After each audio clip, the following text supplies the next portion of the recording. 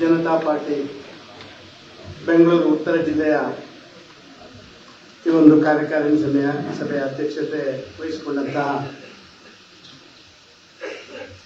ನಮ್ಮ ಮಹಾಲಕ್ಷ್ಮಿ ಲೇಔಟ್ನ ಹಿರಿಯರು ಮಾಜಿ ಮಹಾಪೌರರಾಗಿದ್ದಂಥ ಸನ್ಮಾನ್ಯ ಹರೀಶ್ ಅವರೇ, ರಾಜ್ಯದ ಸಂಘಟನಾ ಪ್ರಧಾನ ಕಾರ್ಯದರ್ಶಿಗಳಾದಂತಹ ರಾಜೇಶ್ ಅವರೇ,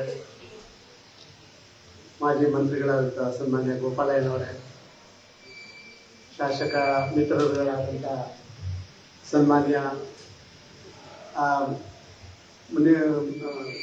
ಮುನಿರಾಜ್ರವರೇ, ಯಲಹಂಕದ ಶಾಸಕ ಮಿತ್ರರಾದಂತಹ ಸನ್ಮಾನ್ಯ ಎಸ್ ಆರ್ ವಿಶ್ವನಾಥ್ರವರೇ, ಸನ್ಮಾನ್ಯ ಗೋಪಿನಾಥ್ರವರೇ, ನಮ್ಮ ಹಿರಿಯರು ಪಕ್ಷದ ಖಜಾಂಚಿಯಾಗಿ ಭಾರಿ ದೊಡ್ಡ ರೀತಿಯಲ್ಲಿ ಕೆಲಸ ಮಾಡಿ ಅವರ ಕಾಲದ ಅವಧಿಯಲ್ಲೇ ನಮಗೆ ಅಧಿಕಾರ ಬಂತು. ಆದರೆ ಅವರ ಖಜಾನೆಯಿಂದ ಅಂತಲ್ಲ, ಪಕ್ಷದ ಕಾರ್ಯಕರ್ತರ ಕೆಲಸದಿಂದ ಸನ್ಮಾನ್ಯ ರಾಜ್ಯಸಭಾ ಸದಸ್ಯರಾದಂಥ ಸನ್ಮಾನ್ಯ ನಾಯಕ್ ಸಿಂಗ್ ಅವರೇ, ವೇದಿಕೆ ಮೇಲೆ ಉಪಸ್ಥಿತರಿರುವಂಥ ಎಲ್ಲ ಹಿರಿಯರೇ, ನನ್ನೆಲ್ಲ ಪ್ರೀತಿಯ ಕಾರ್ಯಕರ್ತ ಬಂದಿದ್ದೀವಿ. ನೂತನ ಅಧ್ಯಕ್ಷರ ನೇತೃತ್ವದಲ್ಲಿ ನಮ್ಮ ಹೊಸ ಯಾತ್ರೆ ಶುರುವಾಗಬೇಕಾಗಿದೆ. ಪ್ರಾಯಶಃ ಈಗಾಗಲೇ ನಮ್ಮ ಹಿಂದಿನ ಅಧ್ಯಕ್ಷರು ನಾರಾಯಣರು ಹೇಳಿದ್ರು, ಅವರಿಗೆ ಅಭಿನಂದನೆ ಸಲ್ಲಿಸ್ತೇನೆ. ಅತ್ಯಂತ ಯಶಸ್ವಿಯಾಗಿ ನಮ್ಮ ಅಧ್ಯಕ್ಷರ ಅವಧಿಯಲ್ಲಿ ನಮ್ಮನ್ನೆಲ್ಲ ಕರ್ಕೊಂಡು ಹೋಗುವಂತ ಕೆಲಸ ಕಾರ್ಯಗಳನ್ನು ಮಾಡಿದ್ದಾರೆ. ಅವರು ಒಂದು ಮಾತನ್ನು ಹೇಳಿದರು, ನಾನಿರುವಾಗ ಸರ್ಕಾರ ಇತ್ತು, ನಾನಿರುವಾಗ ಮಂತ್ರಿಗಳಿದ್ರು, ನಾನಿರುವಾಗ ಕೇಂದ್ರದ ಮಂತ್ರಿಗಳಿದ್ರು, ಹಾಗಾಗಿ ನನಗೆ ಸುಲಭವಾಯಿತು ಅಂತ. ಇದನ್ನ ಅರ್ಥ ಯಾರು ಮಾಡಿಕೊಳ್ಬೇಕು ಅಂತ ಹೇಳಿದ್ರೆ ಕಾರ್ಯಕರ್ತರ ಅರ್ಥ ಮಾಡಿಕೊಳ್ಬೇಕು.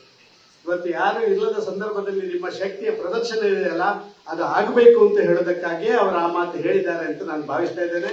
ಆದ ಕಾರಣ ನನಗೆ ಅನಿಸ್ತದೆ ಆ ಕೆಲಸ ಕಾರ್ಯಗಳನ್ನು ನೀವು ಮಾಡ್ತೀರಿ ಅಂತ ನಾನು ತಿಳ್ಕೊಂಡಿದ್ದೀನಿ.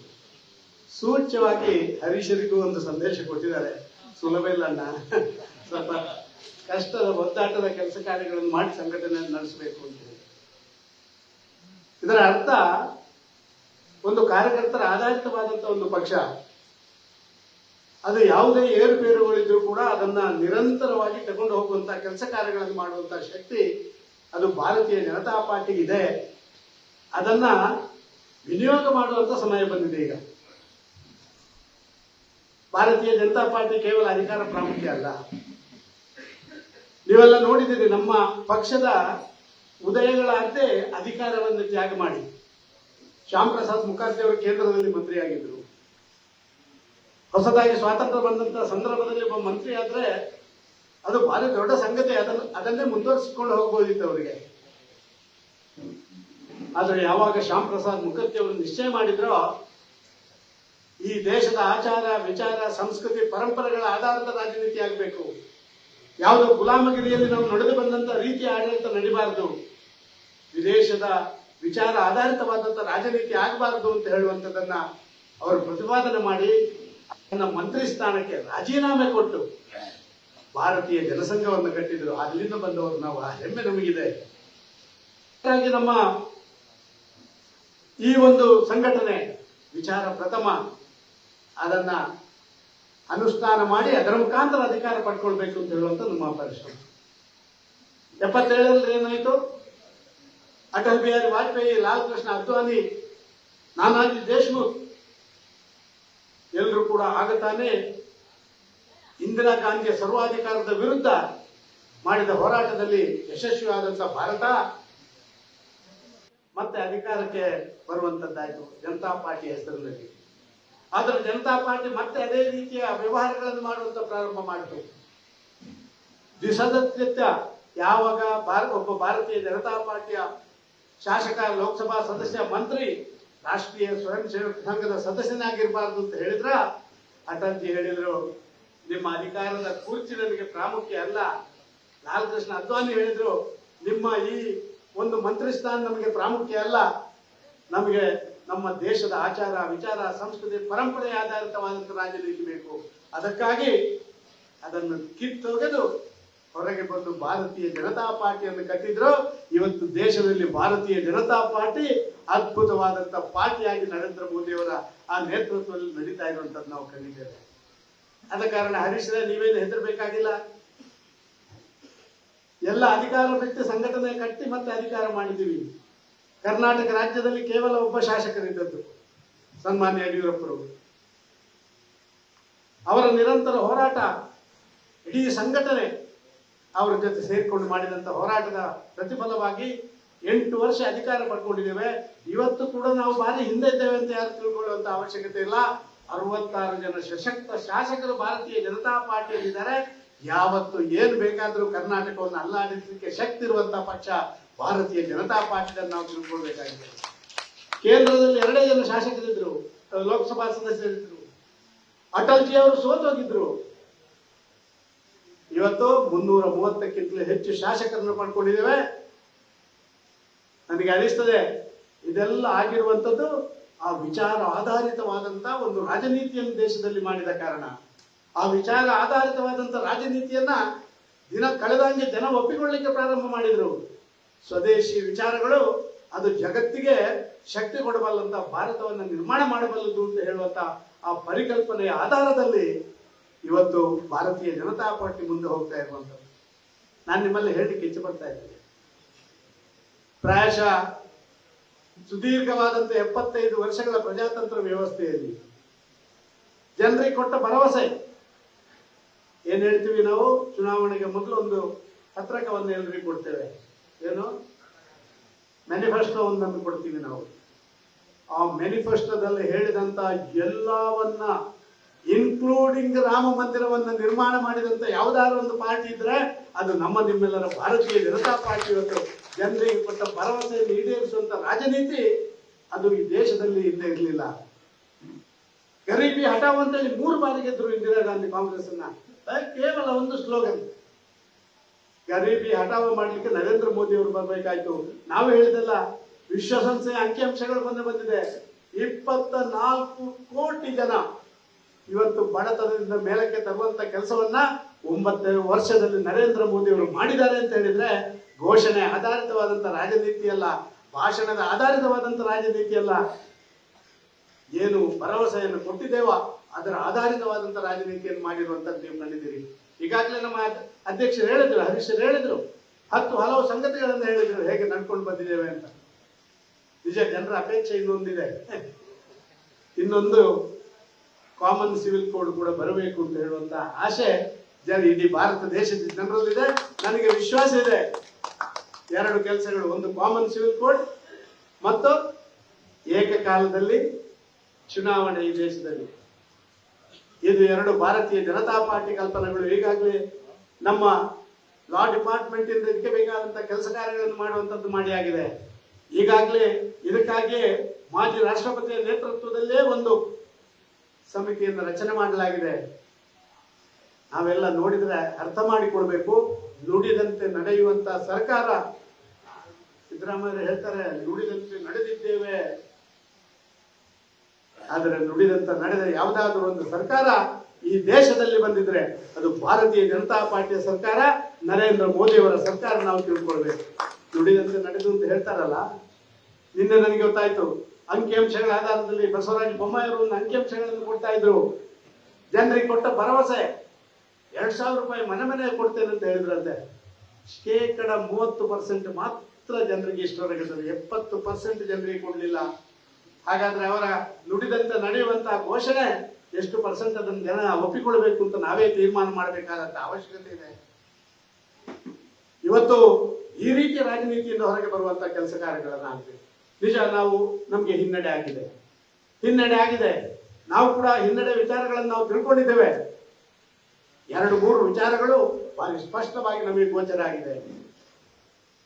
ಸಂಘಟನೆ ಕಾರ್ಯಕರ್ತರ ಒಗ್ಗೂಡುವಿಕೆಯಿಂದಾಗಿಯೇ ನಮಗೆ ಚುನಾವಣೆಯನ್ನು ಗೆಲ್ಲಲಿಕ್ಕೆ ಸಾಧ್ಯ.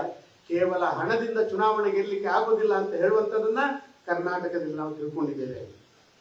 2ನೇದಾಗಿ, ಯಾರೆಲ್ಲ ಸಾಮಾಜಿಕ ವ್ಯವಸ್ಥೆಯಲ್ಲಿ ಚೆನ್ನಾಗಿ ನಡ್ಕೊಳ್ತಾರ, ಸಮಾಜದಲ್ಲಿ ಕೂಡ ನಾಲಿಗೆ ಹರಿ ಬಿಟ್ರೆ ಖಂಡಿತವಾಗಿ ಜನ ಆಶೀರ್ವಾದ ಮಾಡುವುದಿಲ್ಲ ಅಂತ ಹೇಳುವಂತದ್ದು ಜನ ತೋರಿಸಿಕೊಟ್ಟಿದ್ದಾರೆ. 3ನೇದಾಗಿ ತೋರಿಸಿಕೊಟ್ಟಿದ್ದಾರೆ ಜನ ಡಿವೈಡೆಡ್ ಬಿಜೆಪಿ. ನಿಮ್ಮಲ್ಲಿ ಏನಾದ್ರು ವ್ಯತ್ಯಾಸಗಳಿರುವಂತ ಬಿಜೆಪಿ ಆಗಬಾರ್ದು. ಯುನೈಟೆಡ್ ಬಿಜೆಪಿ ಆದ್ರೆ ನಿಮಗೆ ನಾವು ಆಶೀರ್ವಾದ ಮಾಡ್ತೇವೆ ಅಂತ ಹೇಳುವಂತ ಸಂದೇಶವನ್ನು ಇವತ್ತು ಕೊಟ್ಟಿದ್ದಾರೆ. ಪ್ರಾಯಶಃ ಮೊನ್ನೆಯ ನೂತನ ಅಧ್ಯಕ್ಷರಾದ್ಮೇಲೆ, ನೂತನ ವಿರೋಧ ಪಕ್ಷದ ನಾಯಕರಾದ್ಮೇಲೆ ಇವತ್ತು ಇಡೀ ರಾಜ್ಯದಾದ್ಯಂತ ನಡೆಯುವಂತ ನಮ್ಮ ಕಾರ್ಯಕ್ರಮಗಳು ಮತ್ತೊಂದನ್ನು ನೋಡಿದ್ರೆ ಮತ್ತೆ ಜನಾಶೀರ್ವಾದ ನಮಗೆ 100ಕ್ಕೆ 100 ಮಾಡ್ತಾರೆ. ಭಾರತೀಯ ಜನತಾ ಪಾರ್ಟಿಯೇ ಕರ್ನಾಟಕ ರಾಜ್ಯದಲ್ಲಿ ಮುಂದೆ ಅಧಿಕಾರ ಮಾಡಬೇಕು ಅಂತ ಹೇಳುವಂತ ಒಂದು ಸಂದೇಶವನ್ನು ಕೊಟ್ಟದನ್ನು ನಾವು ಕಂಡಿದ್ದೇವೆ.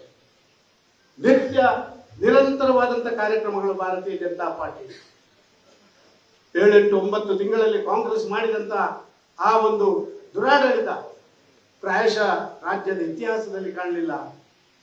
ಕರ್ನಾಟಕ ರಾಜ್ಯದ ಇತಿಹಾಸದಲ್ಲಿ ಅತ್ಯಂತ ಭ್ರಷ್ಟಾಚಾರದ ಸರ್ಕಾರ ಯಾವುದಾದ್ರೂ ಕಾಂಗ್ರೆಸ್ ಸರ್ಕಾರ. ಇವತ್ತು ಯಾವುದೋ ಸುಳ್ಳು ಹೇಳಿಕೆಗಳ ಮುಖಾಂತರ ಭಾರತೀಯ ಜನತಾ ಪಾರ್ಟಿ ಮಾಡಿದ್ರು. ಇವತ್ತು ನಾವು ನೋಡಿದ್ರೆ ಬ್ಯಾಂಗ್ಳೂರಿನವರಲ್ಲಿ ಭಾರಿ ಜನ ಬಂದು ಹೇಳೋರಿದ್ದಾರೆ, ಫೀಟ್ ಲೆಕ್ಕಕ್ಕೆ ರೇಟ್ ಫಿಕ್ಸ್ ಮಾಡಿದ್ದಾರೆ ಅಂತ ಹೇಳಿ. ಫೀಟ್ ಲೆಕ್ಕಕ್ಕೆ ರೇಟ್ ಫಿಕ್ಸ್ ಮಾಡುವಂತ ವ್ಯವಸ್ಥೆಗಳು ಬ್ಯಾಂಗ್ಳೂರಿನಂತ ಜಾಗದಲ್ಲಿ ಆಗಿದೆ ಅಂತ ಹೇಳಿದ್ರೆ ಪ್ರಾಯಶಃ ಇದರಿಂದ ದೊಡ್ಡ ಆ ದುರಾಡಳಿತ ಬೇರೆ ಇಲ್ಲ ಅಂತ ನಾನು ಭಾವಿಸ್ತಾ ಇದ್ದೇನೆ. ಈಗಾಗಲೇ ಭಾರತೀಯ ಜನತಾ ಪಾರ್ಟಿ ತನ್ನ ಹೋರಾಟಗಳನ್ನು ಪ್ರಾರಂಭ ಮಾಡಿದೆ.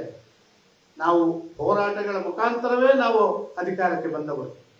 ಆದ ಕಾರಣ ನಾವು ಇವತ್ತು ಅದನ್ನು ತಿಳ್ಕೊಂಡು ನಾವು ಮುಂದೆ ಹೋಗುವಂತ ಕೆಲಸ ಕಾರ್ಯಗಳನ್ನು ಮಾಡಬೇಕು. ಒಂದು ಯುನೈಟೆಡ್ ಶೋ ಎಲ್ಲಾ ಕಡೆಗಳಲ್ಲಿ ಕೂಡ ಇರಬಹುದು, ಸಣ್ಣ ಪುಟ್ಟ ಅಂತರಿಕ. ಆದ್ರೆ ಆ ಮೋದಿಯವರು ಈ ದೇಶದ ಪ್ರಧಾನಿ ಆಗ್ಬೇಕು ಅಂತ ನಾವು ಹೇಳೋದಲ್ಲ. ಕಾಂಗ್ರೆಸ್ನ ಲೀಡರ್ಗಳು ಕೂಡ ದೇಶಕ್ಕೆ ಮೋದಿಯೇ ಬೇಕು ಅಂತ ಹೇಳುವಂತ ಮಾತನ್ನು ಹೇಳೋದನ್ನು ನಾವು ಕೇಳಿದ್ದೇವೆ. ಅದನ್ನ ಒಂದು ಯಶಸ್ವಿಯಾಗಿ ಅನುಷ್ಠಾನ ಮಾಡುವಂತ ಕೆಲಸ ಕಾರ್ಯಗಳನ್ನು ಮಾಡಬೇಕು. ಬ್ಯಾಂಗ್ಳೂರು ಉತ್ತರದವರಿಗೆ ನಾನು ಭಾಷಣ ಮಾಡಬೇಕಾದ ಅಗತ್ಯ ಇಲ್ಲ. ರಾಜ್ಯದಲ್ಲಿ ಹಿನ್ನಡೆ ಆದ್ರೂ ಕೂಡ ಬ್ಯಾಂಗ್ಳೂರು ಉತ್ತರದಲ್ಲಿ ಹಿನ್ನಡೆ ಆಗಲಿಲ್ಲ. ಬ್ಯಾಂಗ್ಳೂರು ಉತ್ತರದಲ್ಲಿ ಹಿಂದೆ 8ರಲ್ಲಿ 4 ಇದ್ದದನ್ನ ಈ ಬಾರಿ 5 ಮಾಡಿದ್ದೇವೆ. ಪ್ರಾಯಶಃ 2 ಕ್ಷೇತ್ರಗಳಲ್ಲಿ ನಮ್ಮದೇ ಸ್ವಾಮಿತ್ವದ ಅಪರಾಧದಿಂದ ನಾವು ಸೋತಿದ್ದೇವೆ, ಬೇರೆಯವರಿಂದಾಗಿ ಅಲ್ಲ. ಇದನ್ನ ನಾವೆಲ್ಲ ತಿಳ್ಕೊಳ್ಬೇಕು. ಈ ಬಾರಿ ಅದನ್ನೆಲ್ಲವನ್ನು ಬದಿಗಿಟ್ಟು ಮುಂದೆ ಹೋಗುವಂತ ಕೆಲಸ ಕಾರ್ಯಗಳಾಗಬೇಕು. ನಮ್ಮ ಅಧ್ಯಕ್ಷರು ಹೇಳಿದ ರೀತಿಯಲ್ಲಿ ಸಾಮಾನ್ಯವಾಗಿ ರಾಜಕಾರಣದಲ್ಲಿ ಒಂದು ರೀತಿಯ ವ್ಯತ್ಯಾಸಗಳು ಮತ್ತೊಂದಿರುವಂತ ಸ್ವಾಭಾವಿಕ. ಅದನ್ನು ಮೆಟ್ಟಿ ನಿಲ್ಲುವಂತ ಕೆಲಸ ಆಗಬೇಕು.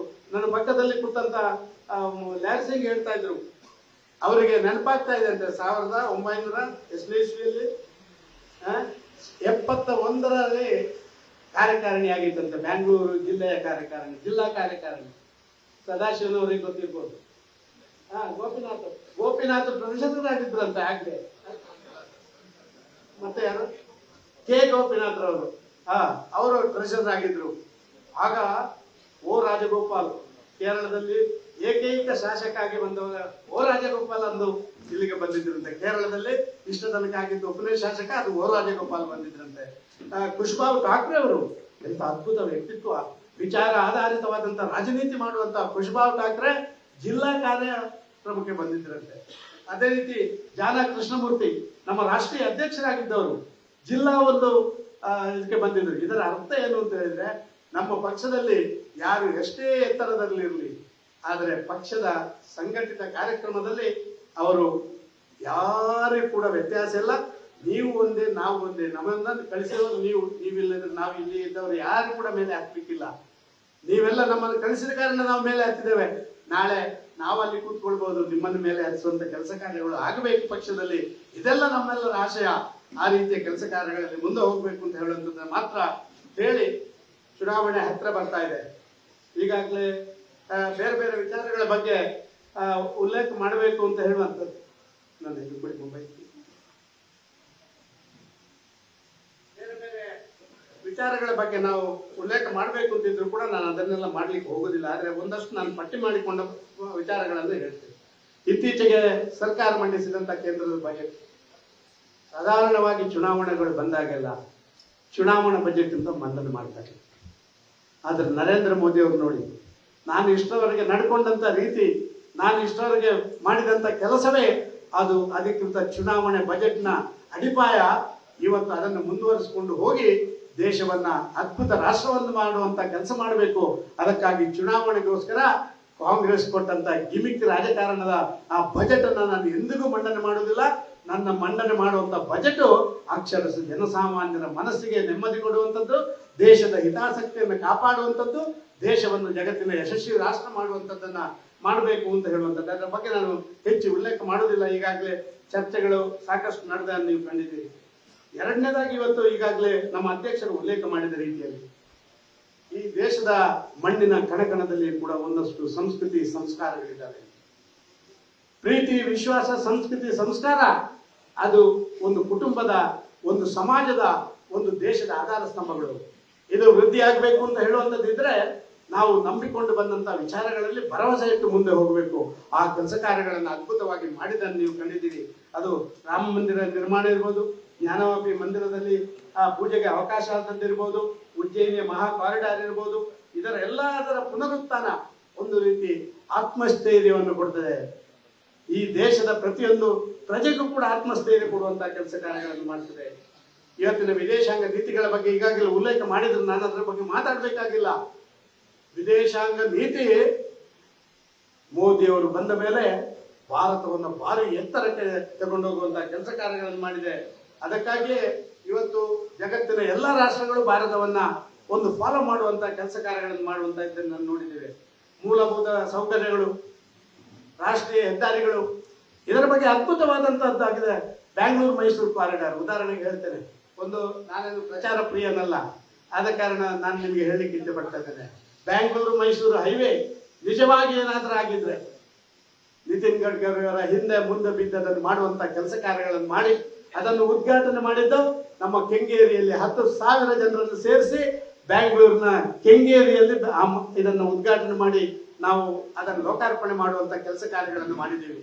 ಈ ಕೆಲಸ ಕಾರ್ಯಗಳ ಬಗ್ಗೆ ನಿಮಗೆಲ್ಲ ಗೊತ್ತಿದೆ ಅಂತ ನಾನು ಭಾವಿಸ್ತಾ ಇದ್ದೀನಿ.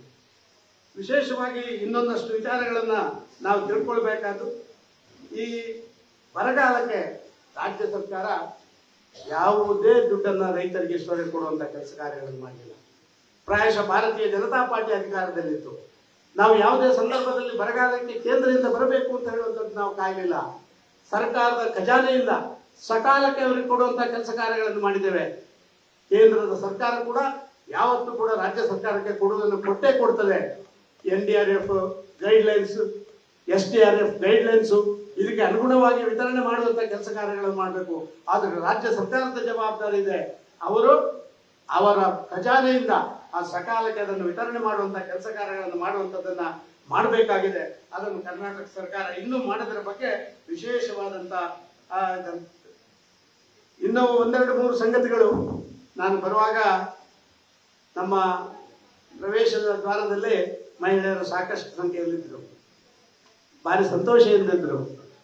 ಪಕ್ಕ ನಮ್ಮನ್ನು ಒಳಗೆ ಬರಲಿಕ್ಕೆ ಬಿಡ್ಲಿಲ್ಲ. ನಮಗೆ ಆಗ ಅರ್ಥ ಆಯ್ತು, ಈ ದೇಶದಲ್ಲಿ ಅವರಿಗೆ ಇಷ್ಟವರೆಗೆ ಮೀಸಲಾತಿ ಇರಲಿಲ್ಲ. ನರೇಂದ್ರ ಮೋದಿ ಅವರು ಬಂದು ಮಹಿಳೆಯರಿಗೆ ಮೀಸಲಾತಿ ಕೊಡುವಂತಹ ಕೆಲಸ ಕಾರ್ಯಗಳನ್ನು ಮಾಡಿದ್ರು. ಆದ ಕಾರಣ ನಮ್ಮಲ್ಲಿ ಕೇಳಿ ಒಳಗೆ ಹೋಗಿ ಅಂತ ಹೇಳುವಂತ ರೀತಿಯಲ್ಲಿ ಅವರು ಪ್ರೀತಿಯಿಂದ ನಮ್ಮನ್ನು ಸ್ವೀಕಾರ ಮಾಡಿದ್ದನ್ನು ಕಂಡಿದ್ದೇನೆ. ಇದನ್ನು ಇಡೀ ದೇಶದ ಎಲ್ಲ ಮಹಿಳೆಯರು ಸ್ವಾಗತ ಮಾಡ್ತಾರೆ ಅಂತ ಹೇಳುವಂಥದ್ದು ನಾನು ಭಾವಿಸ್ತಾ ಇದ್ದೇನೆ. ವಿಶೇಷವಾಗಿ ಒಬ್ಬ ಲೋಕಸಭಾ ಸದಸ್ಯನಾಗಿ ನಾನು ಕೆಲಸ ಮಾಡಿದ್ದೀನಿ. ಲೋಕಸಭಾ ಚುನಾವಣೆ ಹೋದಾಗ ಲೋಕಸಭಾ ಸದಸ್ಯರು ನಮ್ಮವರು ಏನು ಮಾಡಿದ್ದಾರೆ ಅಂತ ಹೇಳುವಂಥ ಪ್ರಶ್ನೆ ಕಳೆದ ಬಾರಿ ಕೂಡ ಹಲವಾರು ಜನ ಪ್ರಶ್ನೆ ಮಾಡಿದ್ರು. ನಾನು ಯಾವ್ಯಾವ ಕಾಲಘಟ್ಟದಲ್ಲಿ ಏನೇನು ಸ್ಥಾನಮಾನದಲ್ಲಿದ್ದೇನೆ ಆ ಸ್ಥಾನಮಾನದಲ್ಲಿ ಅದ್ಭುತವಾದಂತ, ನಾನು ಯಾವುದೋ ಒಂದು ಸಣ್ಣ ಕುಡಿಯುವ ನೀರಿನ ಕೊಟ್ಟು, ಒಂದು ರಸ್ತೆ ಕೊಟ್ಟು, ಒಂದು ಸ್ಕೂಲ್ ಕೊಟ್ಟು ಅದರ ಉದ್ಘಾಟನೆ ಮಾಡಿ ಸೋಷಿಯಲ್ ಮೀಡಿಯಾದಲ್ಲಿ ಹಾಕೊಂಡು ಪ್ರಚಾರ ಪ್ರಿಯ ಮಾಡುವಂತ ನಾನು ಕೆಲಸ ಯಾವತ್ತೂ ಮಾಡಿಲ್ಲ. ನಾನು ಇಲ್ಲಿ ಕೂತ ಎಲ್ಲರಲ್ಲಿ ಕೇಳ್ತೀನಿ, 8 ವಿಧಾನಸಭಾ ಕ್ಷೇತ್ರದಲ್ಲಿ ಕೂಡ ಲೋಕಸಭಾ ಸದಸ್ಯರ ನಿಧಿಯ ವಿತರಣೆ ಆ ಕ್ಷೇತ್ರದಲ್ಲಿರುವಂತ ನನ್ನ ಮಂಡಲದ ಅಧ್ಯಕ್ಷರ ಆದೇಶದ ಮೇಲೆ ಮಾಡಿದ್ದೇನೆ ಹೊರತು ಸದಾನಂದಗೌಡನಾಗಿ ಮಾಡಲಿಲ್ಲ. ನೀನು ಎಲ್ಲರಲ್ಲಿ ಕೇಳುವಂತ ನಾನು ಕೇಳಬಹುದು. ಸಮರ್ಪಕವಾದಂತ ವಿತರಣೆಗಳನ್ನು ಮಾಡುವಂತ ಕೆಲಸ ಕಾರ್ಯಗಳನ್ನು ಮಾಡಿದ್ದೇನೆ. ನೀವೆಲ್ಲ ಆಶೀರ್ವಾದ ಮಾಡಿ ರೈಲ್ವೆ ಮಂತ್ರಿ ಆಯ್ತು. ಇವತ್ತು ಭಾರಿ ದೊಡ್ಡ ದೊಡ್ಡ ಸಂಗತಿಗಳನ್ನು ಯಾರ್ಯಾರೋ ಮಾತಾಡ್ತಾರೆ. ನಮ್ಮ ಸಬರ್ಬನ್ ರೈಲ್ವೆ ಬಜೆಟ್ ಭಾರಿ ಪೆಂಡಿಂಗ್ ಅಲ್ಲಿತ್ತು. ಸಬರ್ಬನ್ ರೈಲ್ವೆ ಬಜೆಟ್ನಲ್ಲಿ, ನನ್ನ ಬಜೆಟ್ನಲ್ಲಿ, ಪ್ರಥಮ ಬಜೆಟ್ನಲ್ಲಿ ಸಬರ್ಬನ್ ರೈಲ್ವೆ ಕೊಡುವುದರಿಂದ ಹೆಚ್ಚಾಗಿ ನಾನು ಬಜೆಟ್ ಕೊಡುವುದಕ್ಕೆ ಸುಮಾರು 2 ತಿಂಗಳು 3 ತಿಂಗಳ ಹಿಂದೆ ಚುನಾವಣೆಗೆ ಮುಂಚಿತವಾಗಿ ಮಲ್ಲಿಕಾರ್ಜುನ ಖರ್ಗೆ ಅವರು ರೈಲ್ವೆ ಮಂತ್ರಿಯಾಗಿ ಬಜೆಟ್ ಕೊಟ್ಟಿದ್ರು. ಅವರು ಏನು ಕೊಟ್ರ ಅದರ ಸರಿಯಾದ ಡಬಲ್ ಅಮೌಂಟ್ ಅನ್ನ ಬರೀ 3 ತಿಂಗಳ ಅವಧಿಯಲ್ಲಿ ಹೆಚ್ಚಿಸುವಂತ ಕೆಲಸ ಕಾರ್ಯಗಳನ್ನು ಈ ಕ್ಷೇತ್ರಕ್ಕೆ ಮಾಡಿದ್ದೇವೆ. ಇವತ್ತೇನಾದ್ರು ಸಬರ್ಬನ್ ರೈಲ್ವೆಯಲ್ಲಿ ಆಗ್ತಾ ಇದ್ರೆ ನನ್ನ ಬಜೆಟ್ ನಲ್ಲಿ ನಾನು ಘೋಷಣೆ ಮಾಡಿ ಅದಕ್ಕೆ ಆ ಬಜೆಟ್ ನಲ್ಲಿ ಟೋಕನ್ ಅಮೌಂಟ್ ಇದ್ದ ಕಾರಣ ಇವತ್ತು ಆಗಿದೆ ಅಂತ ಹೇಳುವಂಥದ್ದು. ನಾನು ಇದನ್ನು ಹೇಳ್ಕೊಂಡು ಎಲ್ಲ ಕಡೆ ಹೋಗುವಂಥದ್ದಲ್ಲ. ನೀವು ಹೇಳಿ ಭಾರತೀಯ ಜನತಾ ಪಾರ್ಟಿ ಮಾಡಿರುವಂಥದ್ದು, ಸದಾನಂದಗೌಡ ಮಾಡಿದ್ದು ಅಂತ ನಾನು ಹೇಳಲ್ಲ. ಭಾರತೀಯ ಜನತಾ ಪಾರ್ಟಿ ಮಾಡಿದ್ದು ಅಂತ ಹೇಳುವಂಥದ್ದು. ಮೆಟ್ರೋ ರೈಲಿನ ಉದ್ಘಾಟನೆ ಎಷ್ಟು ಪೆಂಡಿಂಗ್ ಇತ್ತು, ಮೆಟ್ರೋ ರೈಲಿನ ಉದ್ಘಾಟನೆ ಆಗಿರುವಂತ ಸಂದರ್ಭಗಳು. ಪ್ರಾಯಶಃ ಅದು ಒಂದು ಅವಕಾಶ ಕಲ್ಪನೆ ಮಾಡಿಕೊಟ್ಟಂತಹ ಮುಖ್ಯಮಂತ್ರಿ ಆದಂತ ಸಂದರ್ಭದಲ್ಲಿ ಉದ್ಘಾಟನೆ ಮಾಡಿ ಅದನ್ನು 2ನೇ ಹಂತದ ಕಾಮಗಾರಿಗೆ ಅಲ್ಲೇ ಘೋಷಣೆ ಮಾಡಿ ಅಲ್ಲೇ ಬಂದಂತ ರೈಲ್ವೆ ಮಂತ್ರಿಗಳು ಬಾಕಿಯವರ ಮುಖಾಂತರ ಒಪ್ಪಿಗೆ ಪಡ್ಕೊಂಡಂತಹದ್ದು ನೀವು ಮೂಲಭೂತ ಸೌಕರ್ಯ ಮಂತ್ರಿಗಳ ಜೊತೆ ಒಪ್ಪಿಗೆ ಮಾಡಿಕೊಂಡಂತ ನೀವು ಕಂಡಿದ್ದೀರಿ. ಇವತ್ತು ನಾನು ಕೆಮಿಕಲ್ ಅಂಡ್ ಫರ್ಟಿಲೈಸರ್ ಮಂತ್ರಿ ಆಗಿದ್ದೆ. ಪ್ರಾಯಶಃ ರಾಜ್ಯದ ಯಾವುದೇ ಮಂತ್ರಿಗಳಲ್ಲಿ ಶಾಸಕರಲ್ಲಿ ಕೇಳಿ, ಯಾರಲ್ಲಿ ಬೇಕಾದ್ರೂ ಕೇಳಿ, ಪ್ರಾಯಶಃ ರೆಮಿಡಿಸಿವಿರ್ ಇರ್ಬೋದು, ಮತ್ತೊಂದಿರ್ಬೋದು, ಕಾಳಸಂತೆಯಲ್ಲಿ 2 ಪಟ್ಟು 3 ಪಟ್ಟು 4 ಪಟ್ಟು ಬರ್ತಾ ಇರುವಂತ ಸಂದರ್ಭದಲ್ಲಿ ಕರ್ನಾಟಕ ರಾಜ್ಯಕ್ಕೆ ಸಕಾಲಕ್ಕೆ ಎಷ್ಟು ಬೇಕೋ ಎಲ್ಲಾ ಮೆಡಿಸಿನ್ ಅನ್ನು ಕೊಡಿಸುವಂತ ಕೆಲಸ ಕಾರ್ಯಗಳನ್ನು ಮಾಡಿದ್ದಾನೆ. ಎಲ್ಲಿವರೆಗೆ ಅಂತ ಹೇಳಿದ್ರೆ ಸರ್ಕಾರ ನಮ್ಮದಿತ್ತು, ಆ ಸರ್ಕಾರ 8,000 ಜಾಸ್ತಿ ರೆಮಿಡಿಸಿವಿರ್ ಮೆಡಿಸಿನ್ ಬೇಕು ಅಂತ ಇನ್ವೆಂಟ್ ಮಾಡಿದನ್ನು ಪಡ್ಕೊಳ್ಳಿಕ್ಕೆ ಆಗದಷ್ಟು ಮೆಡಿಸಿನ್ ಅನ್ನು ಕೊಟ್ಟು ಜೀವ ಉಳಿಸುವಂತ ಕೆಲಸ ಕಾರ್ಯಗಳ 100 ದಿನ ನಾನು ಡೆಲ್ಲಿಯಲ್ಲೇ ಇದೆ, ನಾನು ಊರಿಗೆ ಬಂದಿರಲಿಲ್ಲ. ರೆಮಿಡಿಸಿವಿರ್ ಆ ಸೆಷನ್ ಸಂದರ್ಭದಲ್ಲಿ ನಿಮಗೆ ಗೊತ್ತಿರ್ಬೋದು, ನಮ್ಮ ರೈತಾಪಿ ವರ್ಗದ ಜನ ಅದ್ಭುತವಾದಂತಹ ಸಹಕಾರ ಅವರಿಗೆ ಕೊಡುವಂಥದ್ದನ್ನು ಮಾಡಿದ್ದೇವೆ. ರೈತಾಪಿ ವರ್ಗದ ಜನರಿಗೆ ಮ್ಯಾನ್ಯೂರ್ ಸಕಾಲಕ್ಕೆ ಪೂರೈಕೆ ಆಗಿದ್ರೆ ಅವ್ರಿಗೆ ಎಲ್ಲ 2 ವರ್ಷಗಳ ಕಾಲ ಅವರಿಗೆ ತೊಂದರೆ ಆಗ್ತಾ ಇತ್ತು. ಎಷ್ಟು ಕಷ್ಟ ಅಂತ ಹೇಳಿದ್ರೆ, ಒಂದು ಫರ್ಟಿಲೈಸರ್ ನೀವೆಲ್ಲರೂ ಕಾರ್ಖಾನೆ ಅಲ್ಲಿ ಯಾರಿಗಾರು ಒಬ್ಬನಿಗೆ ಏನಾದರೂ ಕಾಯಿಲೆ ಬಂದ್ರೆ ಅಥವಾ ಕೋವಿಡ್ ಬಂದ್ರೆ ಇಡೀ ಅದನ್ನು ಶಟ್ ಮಾಡಬೇಕು. ಇಂಪೋರ್ಟ್ ಮಾಡುವಂಥದ್ದು ಆ ಪೋರ್ಟ್ ನಲ್ಲಿ ಅದನ್ನು ಲೋಡಿಂಗ್ ಅನ್ಲೋಡಿಂಗ್ ಮಾಡುವಂಥದ್ದು ವ್ಯತ್ಯಾಸ ಆದ್ರೆ ಏನು 100 ದಿನಗಳ ಕಾಲ ಅದಕ್ಕೆಲ್ಲ ಆಲ್ಟರ್ನೇಟಿವ್ ಅರೇಂಜ್ಮೆಂಟ್ಸ್ ಮಾಡಿ ಸ್ಟೇಟ್ ಇಂದ ಸ್ಟೇಟ್ಗೆ ಮೂವ್ಮೆಂಟ್ ಕೂಡ ಕಷ್ಟ ಇದ್ದಂತ ಸಂದರ್ಭದಲ್ಲಿ ಕೂಡ ನಾವು ಅದನ್ನು ಕೊಟ್ಟಿದ್ದೇವೆ. ಇದರಿಂದಾಗಿ ಇಡೀ ಒಂದು ಸೆಕ್ಟರ್ GDP ಗ್ರೋತ್ ಆಗಿದ್ರೆ ಅದು ಅಗ್ರಿಕಲ್ಚರ್ ಸೆಕ್ಟರ್ 3.47% ಅದು ಇದಾಗಿತ್ತು. ಆ ಕೆಲಸ ಕಾರ್ಯಗಳನ್ನು ಅತ್ಯಂತ ಯಶಸ್ವಿಯಾಗಿ ಮಾಡಿದ್ರೆ ನೀವು ಆಯ್ಕೆ ಮಾಡಿಕೊಟ್ಟಂತ ಆ ಲೋಕಸಭಾ ಸದಸ್ಯ, ಆ ಮಂತ್ರಿ ಆದಂತ ಸದಾನಂದ ಗೌಡ ಅಂತ ಹೇಳಿ ಹೆಮ್ಮೆಯಿಂದ ಗೌರವದಿಂದ ಹೇಳಲಿಕ್ಕೆ ಇಷ್ಟಪಡ್ತಾ ಇದ್ದೇನೆ.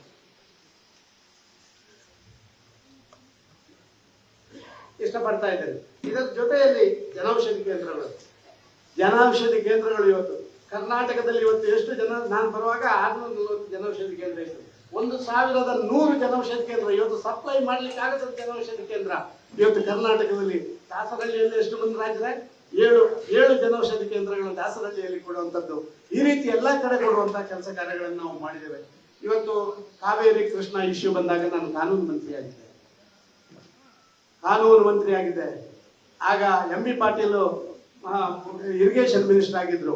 ನಮ್ಮ ಮಾಜಿ ಮುಖ್ಯಮಂತ್ರಿ ಬಸವರಾಜ ಬೊಮ್ಮಾಯಿ, ಜಗದೀಶ್ ಶೆಟ್ಟರು ಮತ್ತು ನಮ್ಮ MB ಪಾಟೀಲ್ ಅವರನ್ನ ಕರ್ಕೊಂಡು ಬಂದಿದ್ರು.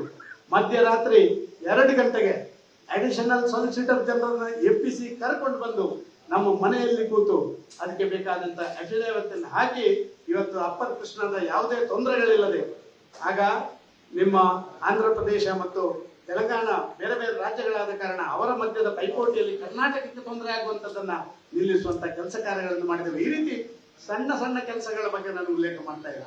ಸಬರ್ಬನ್ ರೈಲ್ವೆ ಇರ್ಬೋದು, ರೆಮಿಡಿಸಿವಿರ್ ನಂತ ಕೋವಿಡ್ ನ ಸಂದರ್ಭದಲ್ಲಿ ಔಷಧಿಗಳಿರ್ಬೋದು, ನಾವು ರೈತರಿಗೆ ಕೊಟ್ಟಂತ ಮ್ಯಾನ್ಯೂರ್ಗಳಿರ್ಬೋದು, ಇದೆಲ್ಲವೂ ಕೂಡ ರಾಜ್ಯದ ಹಿತಾಸಕ್ತಿಯನ್ನು ಕಾಪಾಡುವಂತ ಕೆಲಸ ಕಾರ್ಯಗಳಲ್ಲಿ ಅತ್ಯಂತ ಪ್ರಮುಖ ಪಾತ್ರವನ್ನ ಬ್ಯಾಂಗ್ಳೂರು ಉತ್ತರ ತಗೊಂಡಿದೆ ಅಂತ ಹೇಳಿಕ್ಕೆ ಇಷ್ಟಪಡ್ತಾ ಇದ್ದೇನೆ. ನಮ್ಮ ಗ್ರಾಮಗಳ ಅಭಿವೃದ್ಧಿ ಆಗ್ಬೇಕು ಅಂತ ಹೇಳಿ, ಗ್ರಾಮಗಳನ್ನು ದತ್ತತೆಗೊಳ್ಬೇಕು ಅಂತ ಹೇಳುವಂತದನ್ನು ಮಾಡಿದ್ರು. ಇಲ್ಲಿ ಯಶವಂತಪುರದವರಿದ್ದಾರೆ, ಇಲ್ಲಿ ನಮ್ಮ ಬ್ಯಾಟರಾಯನಪುರದವರಿದ್ದಾರೆ. ಇಡೀ ದೇಶದಲ್ಲಿ ಅದ್ಭುತವಾದಂತ ಆ ಗ್ರಾಮೀಣ ಅಭಿವೃದ್ಧಿಯ 2 ಗ್ರಾಮಗಳನ್ನು ಅಂತ ಹೇಳಿದ್ರೆ ಅದು ಬ್ಯಾಂಗ್ಳೂರು ಉತ್ತರದಲ್ಲಿ ಅಂತ ಹೇಳಿ ಕೃಷಿ ಮಂತ್ರಿಗಳಿಂದ ಶಿಫಾರಸು ಪಡ್ಕೊಳ್ಳುವಂತ ಕೆಲಸ ಕಾರ್ಯಗಳನ್ನು ನಾವು ಮಾಡಿದ್ದೇವೆ. ಅಲ್ಲಿ ಕೇವಲ ಅವರಿಗೆ ಯಾವುದೋ ರೋಡ್, ರಸ್ತೆ, ಅಂಗನವಾಡಿ, ಹಾಸ್ಪಿಟಲ್ ಕೊಟ್ಟದಲ್ಲ, ಅಲ್ಲಿರುವಂತ ವ್ಯಕ್ತಿಗಳಿಗೆ ಸ್ವಯಂ ಉದ್ಯೋಗ ಮಾಡ್ಲಿಕ್ಕೆ ಬೇಕಾದಂತ ಕುರಿಗಳಿರ್ಬೋದು, ಅಲ್ಲಿರುವಂತವರಿಗೆ ಅಗ್ರಿಕಲ್ಚರ್ ಯೂನಿವರ್ಸಿಟಿಯಿಂದ ಬೇರೆ ಬೇರೆ ಗಿಡಗಳಿರ್ಬೋದು, ಇದನ್ನೆಲ್ಲ ಕೊಡುವಂತ ಕೆಲಸ ಕಾರ್ಯಗಳನ್ನ ನಾವು ಅದ್ಭುತವಾಗಿ ಆ ಸಂದರ್ಭದಲ್ಲಿ ಮಾಡಿದ್ದೇವೆ. ಇಂಥ 10 ಹಲವು ಕೆಲಸ ಕಾರ್ಯಗಳ ಬಗ್ಗೆ ಬ್ಯಾಂಗ್ಳೂರು ಉತ್ತರದ ಲೋಕಸಭಾ ಸದಸ್ಯರು ಮಾಡಿದ್ದಾರೆ ಅಂತ ಹೇಳಿ ಎಲ್ಲರಿಗೆ ತಿಳಿಸ್ಲಿಕ್ಕೆ ನಮಗೆ ಶಕ್ತಿ ಇದೆ, ಧೈರ್ಯ ಇದೆ ಅಂತ ಹೇಳುವಂತ ಮಾತನ್ನು ನಾನು ಈ ಸಂದರ್ಭದಲ್ಲಿ ಹೇಳ್ತಾ, ವಿಶೇಷವಾಗಿ ನಾನು ಹೇಳಲಿಕ್ಕಿರುವಂತದ್ದು ಒಂದು ಒಳ್ಳೆ ಶುಭ ಸಂದೇಶ ಬಂದಿದೆ. ಈಗಾಗಲೇ ಮಾಧ್ಯಮಗಳಲ್ಲಿ ಬಂತು. ಈ ದೇಶ ಕಟ್ಟಿದ ರಾಮ ಮಂದಿರ ನಿರ್ಮಾಣ ಮಾಡಲಿಕ್ಕೆ ಇಡೀ ಯಾತ್ರೆಯನ್ನು ಕೈಗೊಂಡಂತ ಲಾಲ್ ಕೃಷ್ಣ ಅದ್ವಾನಿ ಅವರಿಗೆ ಭಾರತ ರತ್ನ ಘೋಷಣೆ ಆಗಿದೆ ಅಂತ ಹೇಳಿ. ಎಂತ ಅದ್ಭುತವಾದಂತ ಕ್ಷಣಗಳು. ಪ್ರಾಯಶಃ ಜೈ ಶ್ರೀರಾಮ್ ಅಂತ ಹೇಳಿದಾಗ ಜೈ ಜೈ ಶ್ರೀರಾಮ್ ಅಂತ 3 ಸರಿ ಹೇಳ್ಬೇಕು, ಒಂದ್ಸರಿ ಅಲ್ಲ. ಜೈ ಶ್ರೀರಾಮ್. ಪ್ರಾಯಶಃ ನೀವು ಭಾರಿ ಪುಣ್ಯವಂತರು. ಹೊಸ ಅಧ್ಯಕ್ಷರು ಇವತ್ತು ಹೊಸ ಅಧ್ಯಕ್ಷರು ಭಾರಿ ಪುಣ್ಯವಂತರು. ರಾಮ ಮಂದಿರ ನಿರ್ಮಾಣಕ್ಕಾಗಿ ಯಾತ್ರೆಯನ್ನ ಕೈಗೊಂಡು ರಾಮ ಮಂದಿರ ನಿರ್ಮಾಣ ಮಾಡಿದಂತ ಈ ಸುಸಂದರ್ಭದಲ್ಲಿ, ಅದು ಕೂಡ ಇವತ್ತಿನ ನಮ್ಮ ಈ ಬ್ಯಾಂಗ್ಳೂರು ಉತ್ತರದ ಕಾರ್ಯಕಾರಿಣಿ ಸಮಿತಿಯ ಸಂದರ್ಭದಲ್ಲಿ ಈ ದೇಶದ ಮರ್ಯಾದಾ ಪುರುಷೋತ್ತಮ ಶ್ರೀರಾಮಚಂದ್ರನ ಅಪ್ಪಟ ಭಕ್ತನಾಗಿ ಶಿಷ್ಯನಾಗಿ ನಮ್ಮೆಲ್ಲರ ನಾಯಕನಾಗಿ ಬಂದಂತ ಲಾಲ್ ಕೃಷ್ಣ ಅದ್ವಾನಿ ಅವರಿಗೆ ಆ ದೇವರು ಆಯುರಾರೋಗ್ಯ ಐಶ್ವರ್ಯ ಎಲ್ಲವನ್ನು ಕೊಡ್ಲಿ ಅಂತ ಹೇಳುವಂತ ಪ್ರಾರ್ಥನೆಯಲ್ಲಿ ಈ ಸಂದರ್ಭದಲ್ಲಿ ಮಾಡಲಿಕ್ಕೆ ಇಷ್ಟಪಡ್ತಾ ಇದ್ದೇನೆ. ನಾನು ಸುದೀರ್ಘವಾಗಿ ಮಾತಾಡ್ಲಿಕ್ಕೆ ಇಷ್ಟಪಡುವುದಿಲ್ಲ. 2-3 ಜವಾಬ್ದಾರಿಗಳ ಬಗ್ಗೆ ಕಾರ್ಯಕರ್ತರಿಗೆ ನನ್ನ ವಿನಂತಿಯನ್ನು ಮಾಡಿಕೊಡ್ತಾ ಇದ್ದೇನೆ. ಪ್ರಾಯಶಃ ಈ ಚುನಾವಣೆ ಕಳೆದದನ್ನು ಪಡ್ಕೊಳ್ಳಿಕ್ಕಿರುವಂತ ಚುನಾವಣೆ. ಮೊನ್ನೆ ತಾನೇ ಕರ್ನಾಟಕದಲ್ಲಿ ನಾವು ಒಂದಷ್ಟು ಕಳ್ಕೊಂಡಿದ್ದೇವೆ. ಕಳ್ಕೊಂಡದ್ದನ್ನ ಮತ್ತೆ ಪಡ್ಕೊಳ್ಳಿಕ್ಕೆ ಇದೇ ನಮಗೆ ಒಂದು ಸುಲಭದ. ನಾನು ಪುಲಕೇಶ್ ನಗರದ ಕಾರ್ಯಕರ್ತರು ಇಲ್ಲಿ ಇದ್ದಾರೆ. ಸಾಧಾರಣವಾಗಿ ಪುಲಕೇಶ್ ನಗರದ ಕಾರ್ಯಕರ್ತರು ಅಂತ ಹೇಳಿದ್ರೆ ಅವರು ಒಂದು ರೀತಿಯಲ್ಲಿ ಆ ದೇಶದ ಹೆಸರು ಹೇಳೋದಿಲ್ಲ, ಅಲ್ಲಿ ಕೆಲಸ ಮಾಡುವಂತ ರೀತಿಯಲ್ಲಿ ಮಾಡಬೇಕು ಅವರು. ಅಂತ ಕ್ಷೇತ್ರದಲ್ಲಿ ಕೂಡ ನಮಗೆ MLA ಚುನಾವಣೆಗಿಂತ 3 ಪಟ್ಟು ಜಾಸ್ತಿ ಮತ ಬರುವಂತ ಕೆಲಸ ಕಾರ್ಯಗಳಾಗಿದೆ. ಈ ಬಾರಿ ಮೊನ್ನೆ ನಾವು ಮಾತಾಡಿದೆವು, ಅದನ್ನು 4 ಪಟ್ಟುದಷ್ಟು ಹೆಚ್ಚು ಮಾಡುವಂತಹ ಕೆಲಸ ಕಾರ್ಯಗಳನ್ನು ಮಾಡಬೇಕು. ಪ್ರತಿಯೊಂದು ವಿಧಾನಸಭಾ ಕ್ಷೇತ್ರದಲ್ಲಿ ಅದಾಗಬೇಕು ಮತ್ತು ಮುಂದಿನ ದಿನಗಳಲ್ಲಿ ಇದನ್ನು ಉಳಿಸಿಕೊಳ್ಳುವಂತ ಪ್ರಯತ್ನಗಳು ಮಾಡುವಂತ ದಿಸೆಯಲ್ಲಿ ಕೂಡ ನಾವು ಹೋಗಬೇಕು. ಆದ ಕಾರಣ ಎಲ್ಲೋ ಅಲ್ಲಿ ಇಲ್ಲಿದ್ದಂತಹ ಸಣ್ಣ ಪುಟ್ಟ ವ್ಯತ್ಯಾಸಗಳನ್ನ ಬಿಟ್ಟು ನಾವು ಮುಂದೆ ಹೋಗುವಂತ ಕೆಲಸ ಕಾರ್ಯಗಳನ್ನು ಮಾಡಬೇಕು. ನಮ್ಮವರೇ ನಾವೆಲ್ಲ ಕಡೆ ನಾನು ಹೇಳ್ತಾ ಇದ್ದೇನೆ ಕಾರ್ಯಕರ್ತರಿಗೆ ಒಂದು ಸಂಗತಿ ಇದೆ. ಯಾವ್ದಾದ್ರು ಒಳ್ಳೆ ಹೋಟೆಲ್ಗೆ ಹೋದ್ರೆ ಅಲ್ಲಿ ಒಂದು ಬೋರ್ಡ್ ಇರುತ್ತೆ. If you are satisfied tell others, if you are not tell to us. ಪಕ್ಷದ ವಿಚಾರದಲ್ಲಿ ಯಾವುದೇ ವ್ಯತ್ಯಾಸಗಳು ಗೊಂದಲಗಳಿದ್ರೆ ಎಲ್ಲೋ ಹೋಟೆಲ್ನಲ್ಲಿ ಚಾ ಕುಡಿಯುವಲ್ಲಿ ಮತ್ತೊಂದು ಕಡೆ ಕೂತ್ಕೊಳ್ಳುವಂತ ಕಾರ್ಯಕರ್ತರು ನಾವು ಆಗಬಾರ್ದು. ನಮಗೇನಾದ್ರು ವ್ಯತ್ಯಾಸಗಳಿದ್ರೆ ಅದನ್ನ ನಮ್ಮ ಹಿರಿಯರಲ್ಲಿ ನಮ್ಮಲ್ಲೇ ಹೇಳುವಂತ ಕೆಲಸ ಕಾರ್ಯಗಳಾಗಬೇಕು. ನಮ್ಮದು ಒಳ್ಳೆದಾದಂತಹ ಮೋದಿ ವಿಚಾರ ಮತ್ತೊಂದು ವಿಚಾರವನ್ನು ಎಲ್ಲ ಕಡೆ ಮಾತಾಡುವಂತ ಕೆಲಸ ಕಾರ್ಯಗಳಾಗಬೇಕು. ಸೊ ನಾನು ತಿಳ್ಕೊಳ್ತಾ ಇದ್ದೇನೆ, ಯು ಆರ್ ಆಲ್ ಸ್ಯಾಟಿಸ್ಫೈಡ್. ಆದ ಕಾರಣ ಬೇರೆ ಮಾತಾಡುವಂಥದ್ದಿಲ್ಲ. ಆದ್ರೂ ಅಲ್ಲಿ ಇಲ್ಲಿ ಸಣ್ಣ ಪುಟ್ಟದ್ದು ಮಾತಾಡುವಂಥದ್ದು ನಡೀತಾನೆ ಇದೆ. ಬಿಟ್ಬಿಡೋಣ ಇದನ್ನ. ಅದ್ವಾನಿಗೆ ಭಾರತ ರತ್ನ ಸಿಕ್ಕಿದ ದಿನ ನಾವೆಲ್ಲರೂ ಇಂಥ ಸಣ್ಣ ಸಣ್ಣ ವಿಚಾರಗಳನ್ನ ಅಲ್ಲೇ ಬಿಟ್ಟು ಬಿಡುವಂತ ಕೆಲಸ ಕಾರ್ಯಗಳನ್ನು ಮಾಡೋದ್ರಿಂದ ಅದ್ವಾನಿಗೆ ಒಂದು ಗೌರವ ಕೊಟ್ಟಾಗ ಆಗ್ತದೆ ಎಂದು ನಾನು ಭಾವಿಸ್ತಾ ಇದ್ದೇನೆ. 3ನೇದಾಗಿ ನಮ್ಮ ಜವಾಬ್ದಾರಿ ಲೆಕ್ಕ ಕೊಡುವ ಜವಾಬ್ದಾರಿ ಬೇಡ, ಕೆಲಸ ಮಾಡುವ ಜವಾಬ್ದಾರಿ. ಒಂದಷ್ಟು ಸಂಗತಿಗಳನ್ನು ನಾವು ನೋಡ್ತಾ ಇದ್ದೇವೆ. ಯಾವುದೋ ನಮ್ಮ ಪ್ರಮುಖರು ಏನು ಕೆಲಸ ಮಾಡಿದ್ವಿ, ಎಷ್ಟು ಮನೆಗೆ ಹೋಗಿದ್ವಿ, ಎಷ್ಟು ಬೂತಿಗೆ ಹೋಗಿದ್ವಿ ಅಂತ ಲೆಕ್ಕ ಕೊಡ್ತಾರೆ. ಆದರೆ ನಿಜವಾಗಿ ಅಲ್ಲಿ ಹೋದಂತ ಸಂಗತಿ ಇಲ್ಲದನ್ನು ನಾವು ತುಂಬಾ ಗಮನಿಸಿದ್ದೇವೆ ಈ ಹಿಂದೆ ಎಲ್ಲ. ಆದ ಕಾರಣ ಅಂತಃಕರಣ ಸಾಕ್ಷಿಯಾಗಿ ಪಕ್ಷದ ಆದೇಶಗಳು ಬರುವಂತದ್ದನ್ನ ಪ್ರಾಮಾಣಿಕವಾಗಿ ಕೆಲಸ ಮಾಡುವಂತ ಒಂದು ಪ್ರಯತ್ನಗಳನ್ನು ನಾವು ಮಾಡಬೇಕು. ಬೆಂಗಳೂರು ಉತ್ತರ ಯಾವುದೇ ಸಂದೇಹ ಇಲ್ಲ, ಯಾರೇ ಕಲ್ಲು ನಿಂತರೂ ಗೆಲ್ಲುವಂತ ಒಂದು ಕ್ಷೇತ್ರವಾಗಿ ಪರಿವರ್ತನೆ ಆಗಿದೆ ನಿಮ್ಮೆಲ್ಲರ ಕಾರ್ಯದಿಂದ. ಬೆಂಗಳೂರು ಉತ್ತರದ ಬಗ್ಗೆ ಯಾವುದೇ ಸಂಶಯ ಇಲ್ಲ. ರಾಜೇಶ್ನೇ ಬರೆದಿಟ್ಕೊಳ್ಳಿ, ವಿ ವಿಲ್ ಬಿ ನಂಬರ್ 1. ನಿಮ್ಮ 28 ಕ್ಷೇತ್ರಗಳಲ್ಲೇ ಬೆಂಗಳೂರು ಉತ್ತರ ನಂಬರ್ 1 ಲೋಕಸಭಾ ಕ್ಷೇತ್ರವಾಗಿರುತ್ತೆ. ಅದನ್ನು ಮಾಡುವಂತ ಪ್ರಯತ್ನಗಳಲ್ಲಿ ಎಲ್ಲರ ಸಹಕಾರಗಳ ಅಗತ್ಯ ಇದೆ. ಸಂಘಟನೆಯಲ್ಲಿ ಯಾರೂ ದೊಡ್ಡವರಲ್ಲ, ಯಾರೂ ಸಣ್ಣವರಲ್ಲ. ಯಾವುದೋ ಒಂದು ಕುರ್ಚಿ ಅದೊಬ್ಬರಿಗೆ ಮೇಲೆ ಸಿಕ್ಕಬಹುದು, ಯಾವುದೇ ಒಂದು ಸ್ಥಾನಮಾನ ಅದು ಯಾವುದೋ ಒಬ್ಬರಿಗೆ ಸಿಕ್ಕಿರ್ಬೋದು. ಅಟಲ್ ಬಿಹಾರಿ ಹೇಳಿದಂತ ಒಂದು ಮಾತನ್ನು ಹೇಳಿ ನನ್ನ ಮಾತು ನಿಲ್ಲಿಸ್ತೇನೆ. ಅಟಲ್ ಬಿಹಾರಿ ವಾಜಪೇಯಿ ಪ್ರಧಾನಮಂತ್ರಿ ಆದ್ಮೇಲೆ ಪಕ್ಷದ ಕಾರ್ಯಕರ್ತರಿಂದ ಒಂದು ಸನ್ಮಾನ ಕಾರ್ಯಕ್ರಮವನ್ನು ಮಾಡುವಂತಹ ಕೆಲಸ ಕಾರ್ಯಗಳನ್ನು ಮಾಡಿದರು ದೆಹಲಿಯಲ್ಲಿ. ಅವರು ಅಲ್ಲಿಗೆ ಬಂದು ವೇದಿಕೆ ಹತ್ತಿದಾಗ ಅವರ ಕಣ್ಣಿಂದ ಕಣ್ಣೀರು ಬಂತಂತೆ. ಯಾರೋ ಒಬ್ರು ಕೇಳಿದ್ರು ಆನಂದ ಬಾಷ್ಪ ಅಂತ ಹೇಳಿ. ಆನಂದ ಬಾಷ್ಪ ಅಲ್ಲ, ಅಂತಃಕರಣ ಸಾಕ್ಷಿಯಾದ ಅದೊಂದು ಬಾಷ್ಪ ಅಂತ ಹೇಳಿದ್ರು. ಅವ್ರು ಹೇಳಿದ್ರಂತೆ, ಪ್ರಧಾನಮಂತ್ರಿಯ ಚೇರಲ್ಲಿ ಕೂತು ಇವತ್ತಿಗೆ 9 ದಿವಸ ಆಯ್ತು ನಾನು, ಆದ್ರೆ ಇಲ್ಲಿ ಬಂದು ನಿಮ್ಮ ಮಧ್ಯದಲ್ಲಿ ಚೇರಲ್ಲಿ ಕೂತಿದ್ದೇನಲ್ಲ, ಇಷ್ಟು ಸಂತೋಷ ನನಗೆ ಅಲ್ಲಿ ಕೂತಾಗ ಸಿಕ್ಲಿಲ್ಲ ಅಂತ ಹೇಳುವಂತ ಮಾತನ್ನ ತಂದೆ ನಮಗೆಲ್ಲ ಇದು ಮಾರ್ಗದರ್ಶಿ ಸೂತ್ರ ಆಗ್ಬೇಕು. ಯಾರು ಎಲ್ಲಿಯೂ ಶಾಶ್ವತ ಅಲ್ಲ. ಇವತ್ತು ಹಾಲಿ ಆದವ ನಾಳೆ ಮಾಜಿ ಆಗ್ಲೇಬೇಕಾದ ಕಾರಣ ಮಾಜಿ ಶಾಶ್ವತ, ಹಾಲಿ ಶಾಶ್ವತ ಅಲ್ಲ. ಆದ್ರೆ ಮಾಜಿ ಆದ್ರೂ ಕೂಡ ಹಾಲಿಯಾಗಿ ಕೆಲಸ ಮಾಡುವಂತ ನಮ್ಮ ಪಕ್ಷದ ಕರ್ತವ್ಯ, ಕಾರ್ಯಕರ್ತರ ಕರ್ತವ್ಯ ಅಂತ ನಾನು ಭಾವಿಸ್ತಾ ಇದ್ದೇನೆ. ನಮ್ಮಲ್ಲಿ ಅಂತ ದೇವ ದುರ್ಲಭವಾದಂತಹ ಕಾರ್ಯಕರ್ತರು ನಮ್ಮ ಬ್ಯಾಂಗ್ಳೂರು ಉತ್ತರದಲ್ಲಿದ್ದಾರೆ. ನಾವು ಮತ್ತೆ ಒಟ್ಟಾಗಿ ಒಂದಾಗಿ ಕೆಲಸ ಮಾಡೋಣ. ನಮ್ಮ ಏನು ಕಳ್ಕೊಂಡಿದ್ದೇವ ಅದನ್ನು ಪಡ್ಕೊಳ್ಳುವಂತ ಕೆಲಸ ಕಾರ್ಯಗಳನ್ನು ಮಾಡೋಣ. ಒಟ್ಟಾಗಿ ಒಂದಾಗಿ ದುಡಿಯೋಣ. ಭಾರತ ನರೇಂದ್ರ ಮೋದಿಯವರು ಅವರ ಕಲ್ಪನೆಯ ಭಾರತ ಸಾಕ್ಷಾತ್ಕಾರ ಮಾಡಲಿಕ್ಕೆ ನಾವು ಕೂಡ ಒಂದು ಹೆಜ್ಜೆ ಇಡೋಣ. ಅವರು ಕೇಳಿದ್ದಾರೆ, ನಾನು ಒಂದು ಹೆಜ್ಜೆ ಮುಂದೆ ಇದ್ದಾಗ ಈ ದೇಶದ 140 ಕೋಟಿ ಜನ ಕೂಡ ನನ್ನೊಟ್ಟಿಗೆ ಒಂದು ಹೆಜ್ಜೆ ಮುಂದೆ ಇಡಬೇಕು, ಆಗ ಒಮ್ಮೆಲೆ 140 ಕೋಟಿ ಜನ ಆಗ್ತಾರೆ ಅಂತ ಹೇಳುವಂತ ಮಾತನ್ನು ಹೇಳಿದ್ದಾರೆ. ಅದನ್ನ ಬ್ಯಾಂಗ್ಳೂರು ಉತ್ತರದ ನಾವೆಲ್ಲರೂ ಸಾಕ್ಷಾತ್ಕಾರ ಮಾಡೋಣ ಅಂತ ಹೇಳುವಂತ ಮಾತನ್ನು ಹೇಳಿ ಅತ್ಯಂತ ಸಂತೋಷದಿಂದ ಈ ಹೊಸ ಕಾರ್ಯಕಾರಿಣಿ ಸಭೆಯನ್ನ ಉದ್ಘಾಟನೆ ಮಾಡಿದ್ದೇನೆ. ವಿಶೇಷವಾಗಿ ನನಗೆ ಸಂತೋಷ ಆಗಿರೋದು, ನಾನು ಕಾರ್ಯಕಾರಿಣಿ ಸಭೆಯ ಉದ್ಘಾಟನೆ ಮಾಡುವಂತ ಸಂದರ್ಭದಲ್ಲಿ ಅದ್ವಾನಿ ಅವರಿಗೆ, ನಿಜ ನಮ್ಮ ದೇವರವರು ಅದ್ವಾನಿ ಅವರಿಗೆ ಇವತ್ತು ಭಾರತ ರತ್ನ ಸಿಕ್ಕಿದ್ದಲ್ಲ, ಇದೊಂದು ಭಾರಿ ದೊಡ್ಡ ಸಂಗತಿ ಅಂತ ನಾನು ಭಾವಿಸ್ತಾ ಇದ್ದೇನೆ. ಎಲ್ಲರಿಗೂ ಶುಭವಾಗಲಿ. ಜೈ ಹಿಂದ್, ಜೈ ಕರ್ನಾಟಕ. ನ್ಯೂಸ್ ಫಸ್ಟ್ ನಿರ್ಭೀತಿಯಿಂದ ನಿಮ್ಮ ಪರವಾಗಿ.